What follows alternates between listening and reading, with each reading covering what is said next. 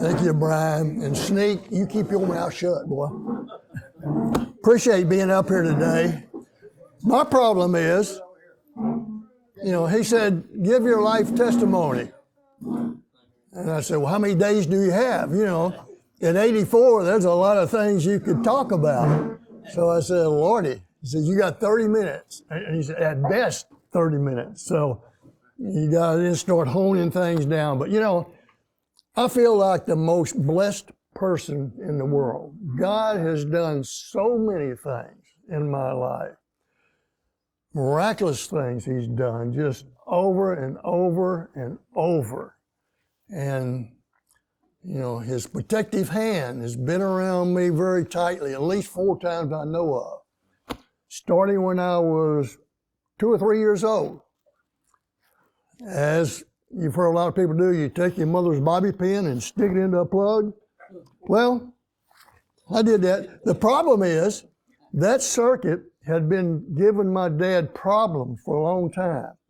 And the old screw-in fuses, if you put a piece of foil behind there and screw it back in, hey, it doesn't trip.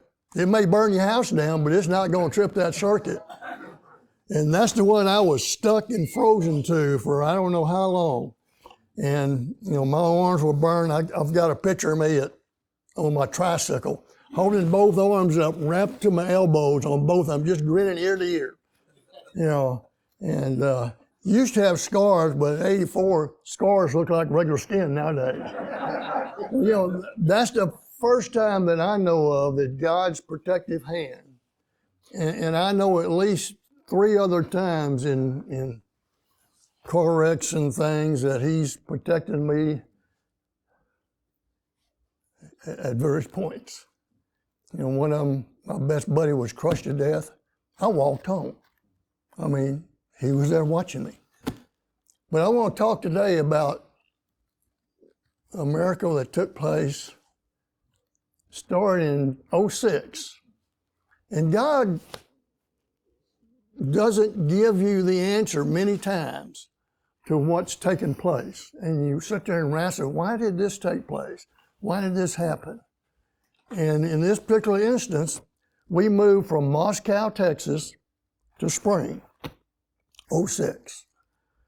Well, God had done several miraculous things to move us from Baytown.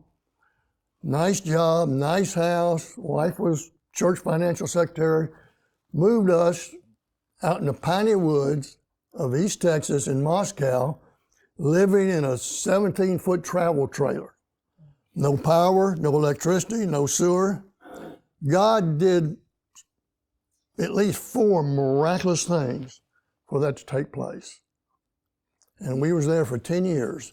And then we moved to Spring in 06. And I kept asking, God, I don't see anything. You didn't move us yet. It looks like that's just me moving to Spring. I don't see your plan. I don't see anything you're doing to make that happen. Am I being selfish? I was driving 300 miles a day from Moscow to downtown Houston every day for 6 years. I said, maybe that's the reason, I don't know.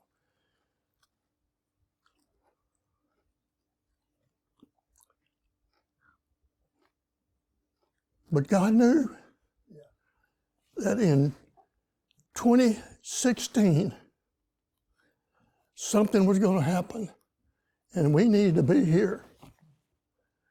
Spent 10 years wrestling with why we moved. In March the 16th, 3:20 in the morning, 2016, my wife had a widowmaker heart attack. He knew if we'd been in the piney woods, she wouldn't be here today. She'd be gone. That's the reason now I see why we moved here. And there were 7 miraculous things God did involved with her heart attack. First one was moving us here so we'll be where we can be in a hospital. That's number 1. Number 2 is that my wife is a very budget minded person. She's been 20 years as a church financial secretary, worked in a bank before then, so everything we did, I had to do a written budget. I mean, literally. I mean, the people we travel with, she's known as the white envelope lady. If we're going on a trip, how much fuel, how much camping, how much meals, how much spending money. And she puts that in envelopes. When she gets there, she says, okay, we can go. So she's done that all through our married life.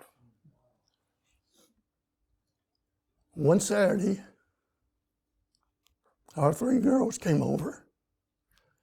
And Carrie and I had been talking about renovating the bathroom. So, okay, we got them over and said, well, here's what, and they started, well, you need to do this, tear out plumbing. We were just going to paint. No, that's not the answer. So I looked at Carrie and said, all right, I'll start on a budget. She said, I don't want a budget. Start Monday. I said, whoa. That's miracle number 2. She didn't want a budget. God knew 2 months later what was going to happen. So we started to work. And then probably 3 weeks before the 16th, well, the next morning, or Monday morning, one of our daughters left for Saudi. Her husband, ExxonMobil, and he's building a plant there. So she left, went to Saudi, was over there. Her daughter, Parker, was going to LSU at the time.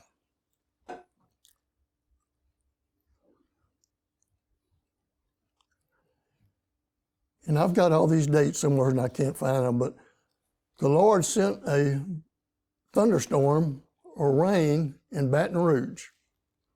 LSU closed their campus for 2 days. And what do girls do if they're in a dorm and there's no school? They're running up down the hallway doing what you call a herky. If you've got a cheerleader, that's when you jump up and kick your heels together and come back down and keep on going. Well, she was doing that, tore her ACL. And this was about 3 weeks before the 16th. And so she ended up having to have surgery. Well, guess what? Tina, her mother, had to come home for the surgery and to take care of her. She's now here for the 16th. Miracle number 3. We were busy working on the bathroom and got down to near the end of it. Painter was painting the cabinets. And he said, you know, we use a spray paint and you don't need to spend a night here for 2 nights. You need to go somewhere else. Well, our daughter Tracy, who lives in the same neighborhood as we do, she's a nurse and her husband's also a nurse, said, well, we'll stay with them, no problem. We stayed 2 nights. Painter called. He said, Mr. Sisson, I don't know why. I've been doing cabinets for 20 years, and 2 days is what it takes to do a bathroom cabinets. I need another day. I don't know why. But we didn't finish it in 2 days. You need to stay 1 more night. Help. God was busy. God's the one that created a problem where he had to go another day. So we spent that third night at Tracy's. Well, as we went to bed, Carrie was feeling kind of bad. We went to bed and she got up and said, I'm gonna go down and talk to Tracy. Well, Tracy, being a nurse, realized that she was having signs of a heart attack. Called 911, gave her a couple of baby aspirins.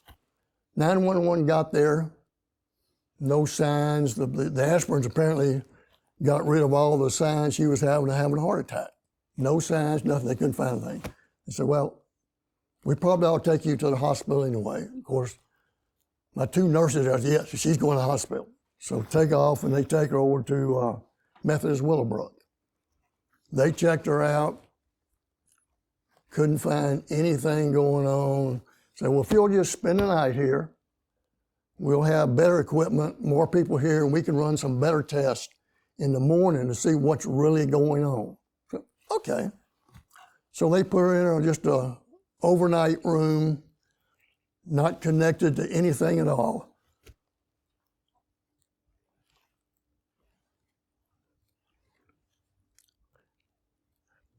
At 3:20 in the morning, the associate nurse came into the room. Happened to be a room with a squeaky door. How many squeaky doors are in the hospital, I don't know. But this patient room had a squeaky door. He woke me up. And I sat up, and he come in. He said, "Miss Sisson, how are you feeling?" I said, "I'm about to throw up." "Hold it. Let me get a bedpan." He walks over, gets a bedpan, comes back. She's gone. "Miss Sisson, Miss Sisson." Shook her. No pulse, no breathing, nothing. God sent him in there at exactly the moment she was having a heart attack. And not just a heart attack, we found later it's what they call the widowmaker. And by the time he walked in, got the bedpan, got to her bed, she was gone. And he didn't know what to do. And I heard him say, "This ain't supposed to be happening on this floor." What do I do? I said, "Why don't you go get the nurse?" So he went out and got the nurse, and they called a code. Again, him coming in that room at that exact time was another miraculous act by God. He had not scheduled it or anything. He just come in the room. God sent him into that room at exactly the moment. Wow. They was able to call the code team, shocked her and revised her and everything, and got me out of the room. They had to call in the cardiologist because he was at home. Took about 30 minutes, and they was in there working on her the whole time, trying to revive her. And then I could hear her talking, so I said, "Oh, good, she's back." And they took her out, took her down the hallway. Meantime, they were pumping the air through that thing in your mouth and everything, keeping her going. And got her in the cath lab, got her done, brought her back that morning into the rehab or recovery room. The doctor came in. He says, "We pretty sure she's gonna make it." She had a heart pump going, all sorts of stuff going to keep her going, keep her heart beating. And he said, we had to shock her 5 times in the cath lab. And he said, at 4 times, by the law here, we call it. They're gone. 4 tries, and that's all you get.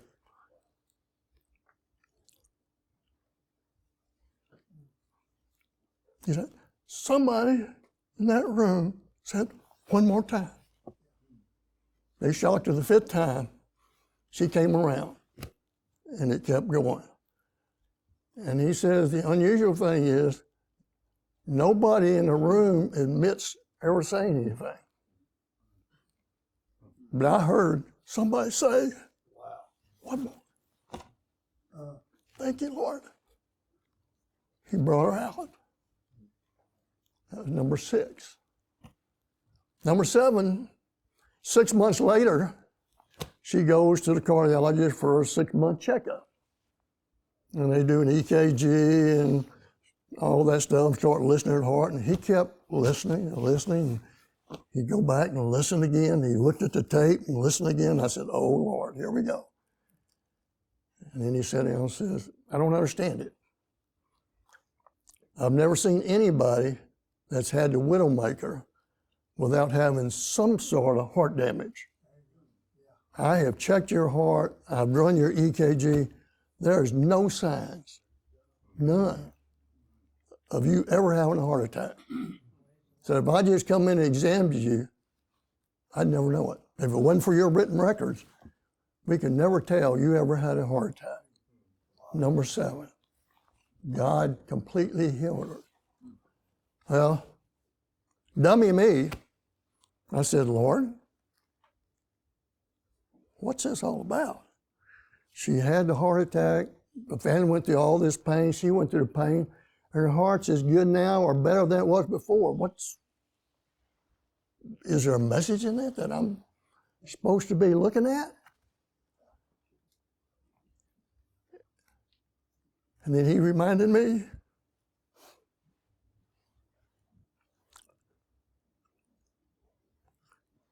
about a year later, or a year earlier, our son had passed away from cancer. And I'd been fussing at God for taking our son. God, where are you? When the rubber hits the road, where are you? We had hundreds of people praying that you'd remove him cancer, take care of it. 2 years, these people all prayed. You didn't answer that prayer, and the way I wanted it answered. Last 6 months, we had people praying, same couple hundred people praying, that it would be a painless, easy passing. It wasn't. Colon cancer can be a very painful way to go, and it was. And he passed. And to reach up and close the eyes of your only son,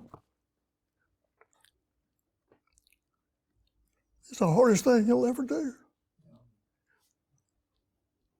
I said, God, and I was, shame on you, God. You didn't answer all these prayers the whole 2 years. He says, wait a minute. Hey, stupid. Don't you remember the prayers before that? You and Carrie spent 40 some odd years praying he would return to you.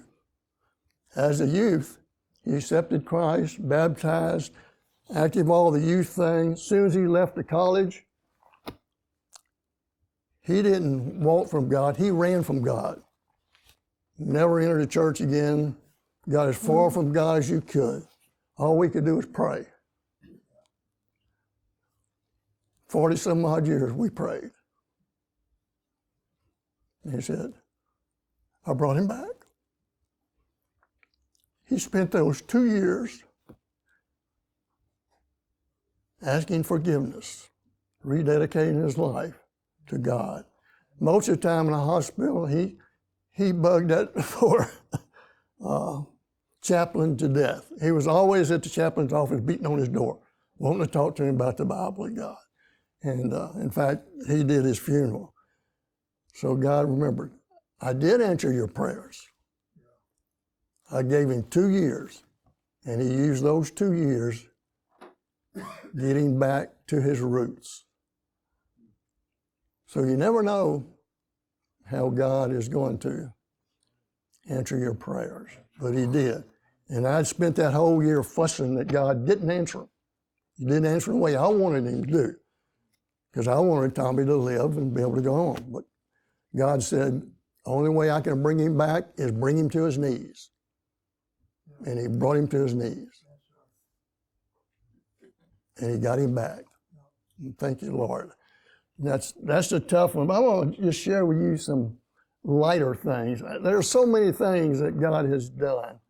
5th grade, and some of you have probably heard this one. In the 5th grade in Pasadena, every Friday, the teacher would, if you give her a nickel, she'd buy you an ice cream. Well, that's cool. Every Friday we'd get ice cream.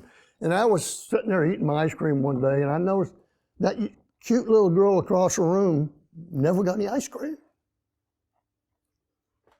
I said, teacher, why doesn't she? She said, she doesn't have a nickel. I started giving her a nickel.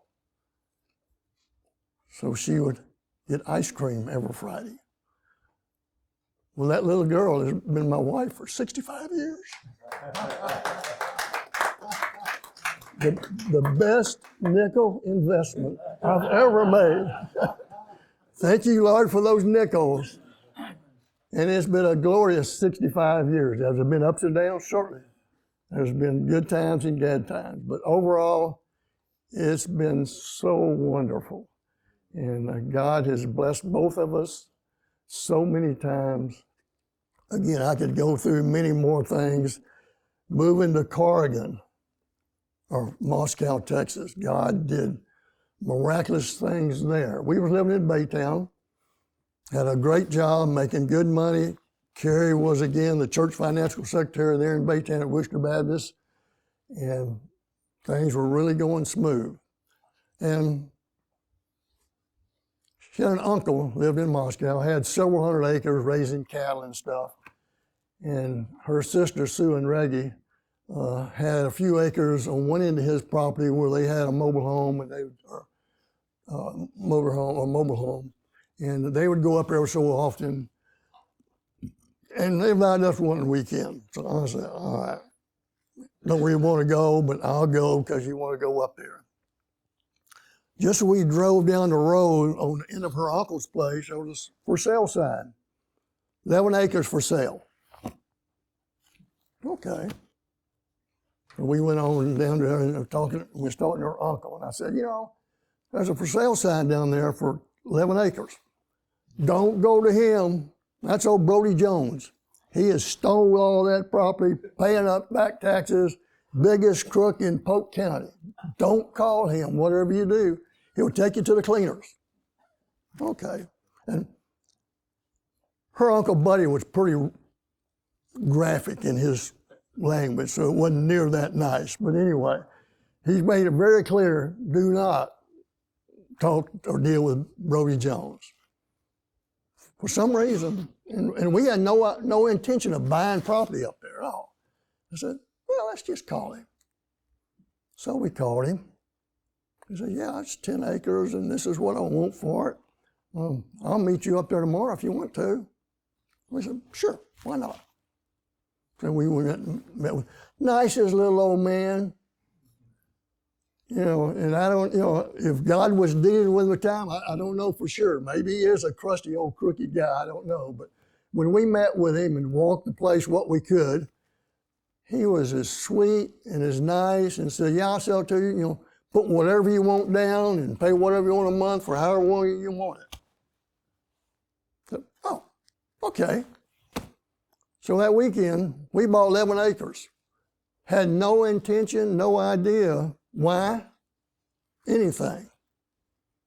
Just had it there, undeveloped, all grown up. You couldn't even go into the place. A couple of years later, things at work wasn't going the way I thought they ought to go, and I was unhappy at work. There were some things going on at church that Carrie was unhappy working there. And so we both began to pray, what do we do? So I don't like to just hop churches around. I don't believe in that, just get over it.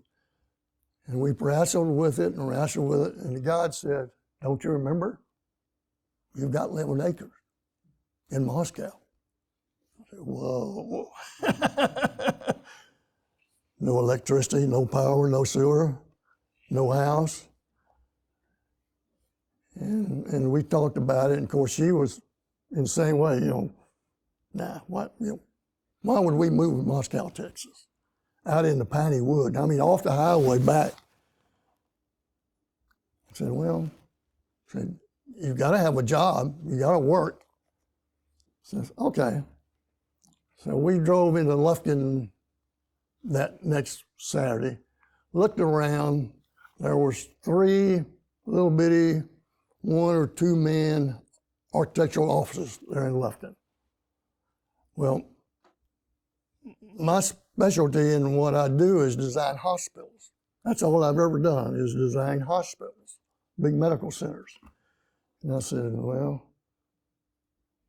chances of them doing anything like that is slim.